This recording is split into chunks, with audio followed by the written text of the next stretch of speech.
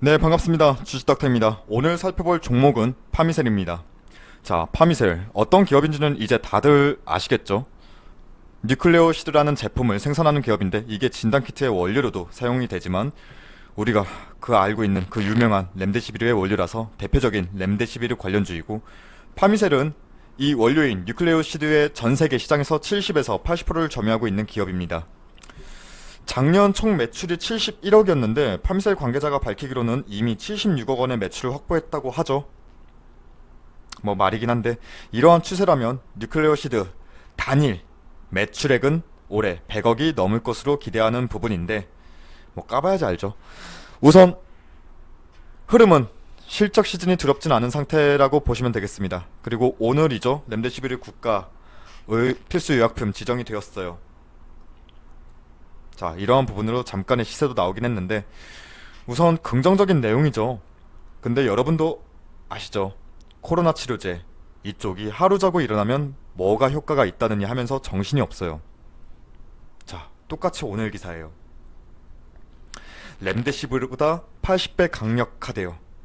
참 이렇게 강력한 게 엄청 많죠. 지금 모더나도 있고, 뭐 여기서 말하는 아플라딘도 있고. 사실 이러한 치료제 효능, 효과 이런 부분 제대로 아는 사람 극히 드뭅니다. 치료제 테마는 항상 이러한 언론 보도에 의해서 우르르 몰려가고 우르르 나오고 이런 상황이 반복되고 있는 상황입니다. 자, 셀트리온조차도 코로나 테마에 편승해서 꽤나 큰 변동성 보였잖아요. 근데 시총 낮은 종목들이야 오죽하겠습니까? 자, 그럼 지금 상황만 보자고요. 자, 실적 시즌은 일단 패스하겠습니다. 두렵진 않죠. 그리고 간경변, 뭐 줄기세포 치료제 조건부 허가 승소, 뭐 이러한 이슈, 전리선암 난소암 치료제 임상 2건 승인 이러한 이슈. 자, 지금 파미셀의 주가에는 그렇게 큰 움직임을 갖진 못하는 부분입니다.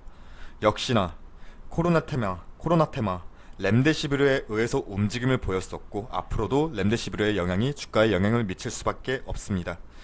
현재 미국이나 브라질이나 코로나 재확산이 진행 중인 상황이고, 렘데시비르는 현재까지의 치료제 중에서 가장 치료제에 근접한 치료제라고는 봐요. 현재까지의 상황과 각국에서 중증 환자에게 투약하는 상황을 본다면 렘데시비르가 가장 근접한 치료제로서는 부정할 순 없는 부분입니다. 이미 우리나라를 비롯해서 각국에서 중증 환자를 대상으로 사용 승인이 된 상태이고, 추후 경과 진행 시 렘데시비르가 큰 부작용이 갑자기 발생하지 않는 한 그렇다는 거고, 그리고 완벽한 치료제가 등장하지 않는 한 렘데시비르는 점점 코로나 치료제로서 표준에 가까운 그러한 위치까지는 갈 수 있겠다, 이러한 기대감은 여전히 잔존한 상태입니다. 자, 현재까지는 그렇습니다. 하지만 이것도 꼭 알고 가야죠. 현재까지 렘데시비르의 치료 효과는 아직은 30% 수준이라고 미국에서도 밝혔죠. 그리고 미국에서의 판매가도 매우 높고요. 일단 당장 된다 안 된다, 렘데시비르가 치료제가 된다 안 된다, 이렇게 무조건적인 확신을 갖고 바라봐선 절대 안 되겠습니다. 즉, 말씀드리고 싶은 건 혹여 렘데시비르에 그리고 파미셀에 기대감을 갖고 진입을 고려하시는 분들은 결코 여기에 투자 인생을 걸지 마십시오. 여유 자금으로 투자하셔야 합니다. 자, 차트 한번 짧게 볼게요. 사실 뉴스에 의해서 움직이는 종목을 기술적 반등이다, 무너졌다, 이렇게 차트에 확신을 갖고 볼 수가 있을까요? 이런 테마 종목에. 그렇게만 보면 코로나 터질 줄도 알았겠어요, 차트를 통해서. 어찌되었든 차트만 가지고 이 종목의 미래를 확신할 수는 없습니다. 뉴스 보면서 기도하는 게 나아요. 자, 차트만 본다면 25,000원 계속 강한 저항 맞는 구간, 저항선으로 봐야죠. 그리고 저점을 높이면서 추세는 위로 올라가주는 그림. 자, 이러한 삼각수렴의 형태. 자, 이렇게만 본다면 사실 여기서 삼각수렴에서 이 밑에 저점이 깨지는 이 구간에서는 정리가 되었어야 하기도 하죠. 근데 이것도 웃긴 게, 이때 모더나가 갑자기 등장할 줄도 몰랐고, 우리는 지금 지난 차트 결과만 보고 있는 거잖아요. 지난 차트 결과만 본다면 이때 나왔어야 됩니다 하면서 말은 다 갖다 붙일 수 있어요. 그래서 제가 드리고 싶은 말씀은 이 말씀을 드리는 건 이런 테마주는 절대 차트를 맹신해서는 안 된다는 겁니다. 자, 이후의 흐름 볼게요. 그 다음에 뭐 이거는 그어놓고, 자, 이후에 쭉쭉 빠지다가 잠깐의 시세가 나왔다가 다시 나오고 떨어지고 뭐 해서 여기까지 왔어요. 2만원까지 무너졌어요. 자, 일단 지난 흐름을 통해서 아래 18,000원 선은 강하게 지켜주는구나. 그럼 개인이 팔 땐 외인이 받아주고 있고, 외인이 팔 땐 개인이 받아주고, 그러고 기타 법인에서 최근에 들어와 주고 있고, 자, 이런 매동 흐름만, 최근의 매동 흐름만 봐서는 자, 긍정적이네요, 부정적이네요, 이걸 판단할 순 없어요. 다만 이 구간은 18,000원 아래로, 이 구간은 대체적으로 이 종목의 단기 바닥이라고 시장은 생각하고 있구나, 여기까지는 우리가 유추해 볼 수 있는 겁니다. 근데 이런 말들도 여기저기서 나올 거예요. 이제 반등의 시점이다, 시그널이 잡혔다, 지지 구간 확보했다, 잡혔다, 뭐 이런 말들이 있을 텐데, 제가 말씀드렸잖아요. 코로나 테마는 뉴스에 의해서 움직입니다. 뉴스를 기다리세요. 차트를 맹신하지 마세요. 다만 현 시점 기대감이 소멸된 물량들은 웬만큼 어느 정도는 나갔다. 이제는 누구라도 확인할 수 있는 이 아래 강한 지지선을 보고 버티는 물량이겠구나, 이렇게는 조금은 바라볼 수 있겠습니다. 그래서 제 의견을 정리해서 말씀드리자면, 코로나 테마는 죽지 않습니다. 그리고 렘데시비르 쉽게 묻힐 이슈도 아니에요. 여기까지는 분명하다고 봅니다. 그래서 보유하고 계신 분들, 흔히 물려있다 하시는 분들도 지금은 섣불리 정리하란 의견을 드리진 못해요.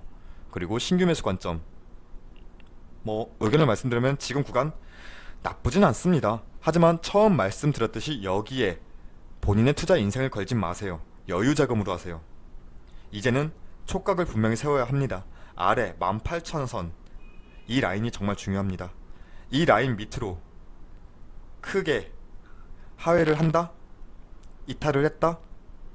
이 경우에는 분명히 그만한 이슈가 나온 겁니다. 렘데시비르가 아닌 다른 치료제가 나왔던가, 거의 완벽한 치료제로 근접한 그런 치료제가 나왔던가, 아니면 렘데시비르의 큰 부작용이 발생되었던가, 아무도 모릅니다. 현재까지는 특이사항이 없다면 이 18,000원 선을 강하게 지지할 것으로 우린 조금은 예측해볼 수는 있겠지만, 그러면서 횡보 구간을 높여 가져가면서 조금씩이나마 저점을 높이는 그림도 조금은 추측해볼 수 있겠지만, 결과적으로는 아무도 모릅니다. 뉴스가 나와야 돼요. 자, 어찌되었든 이 라인 18,000원, 이 라인 아래로 크게 하회한다면 여러분도 분명한 매매 판단이 결정이 나와야 할 시점입니다. 자, 이상으로 파미셀 짧게 살펴봤습니다. 근데 뉴스에 의해서 움직이는 종목들은 기술적, 기본적 뭐 이런 게 먹히나요?